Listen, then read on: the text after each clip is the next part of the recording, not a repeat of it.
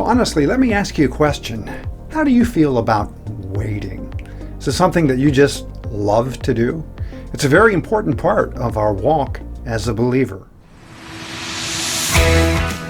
Hi, I'm Michael Kraft, and here's your daily warm-up from Coaching for Christians and the River Church. You know, the Bible says that they that wait upon the Lord shall renew their strength. They'll mount up with wings as eagles. They'll run and not grow weary, and they'll walk and not faint. Something about waiting that is a different experience in our lives than what we just read in this verse in the Bible. When we wait, we're usually impatient. And it might be because we have a different definition of the word wait. You know, when we think about waiting, we think about just kind of idly sitting back and just kind of passively anticipating and waiting for something to happen. And yet, you know, if we posture ourselves that way, you may never see anything happen.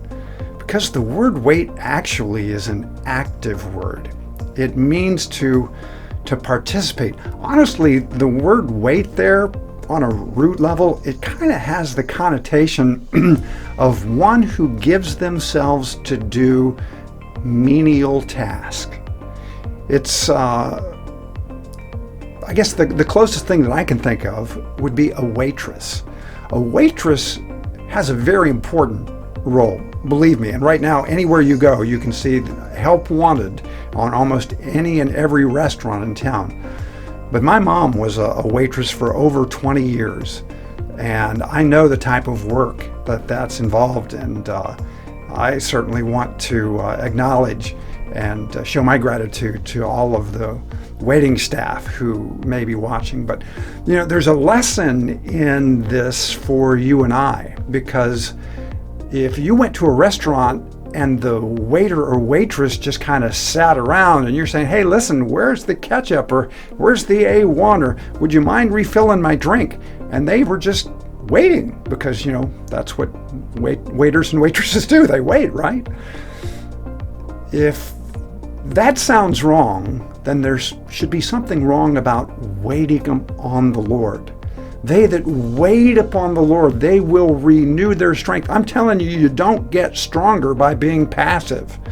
You get stronger by being active, by doing the menial tasks that are at hand to do, that are honestly preparation for the greater things that we're waiting patiently for.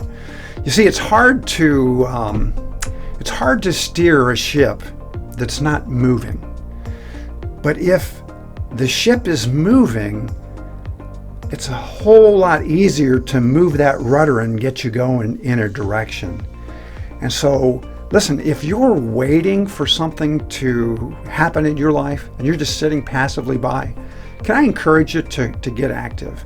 Look at what is at hand to do.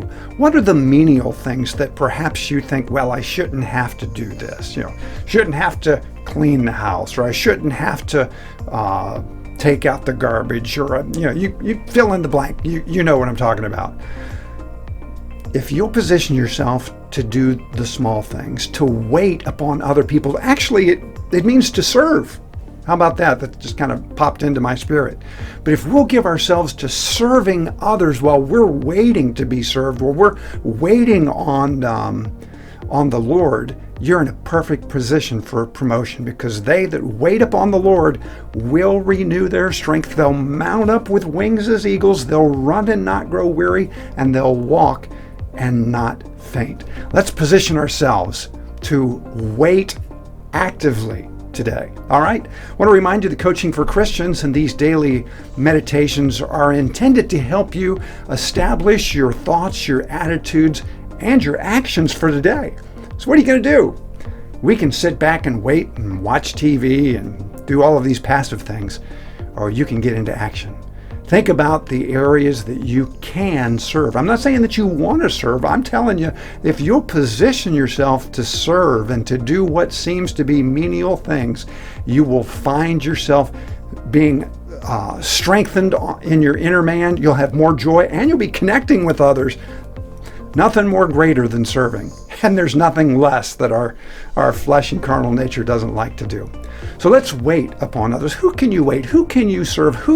What menial thing can you do to serve your spouse, your mom or dad or someone? Something that would really catch them off guard. Like, hey kids, go vacuum. Just on your own. Just choose to vacuum today, all right? Let me tell you, taking that simple act of service is going to gain you a lot of good points, all right? And so that's how we have to position ourselves to grow. We've got to practice, stretch, and grow, not just with the big things, got to be faithful with the small things first. And as we're faithful there, doors are going to open up for greater things. And a part of that is the development of our character, becoming a confident, courageous, and mature representative of Jesus. Let's wait on somebody today, all right? I'm waiting on you. If these warm-ups have been a blessing to you, be sure to share them with your friends and subscribe to the Coaching for Christians channel. Have an awesome day, and I'll see you again tomorrow.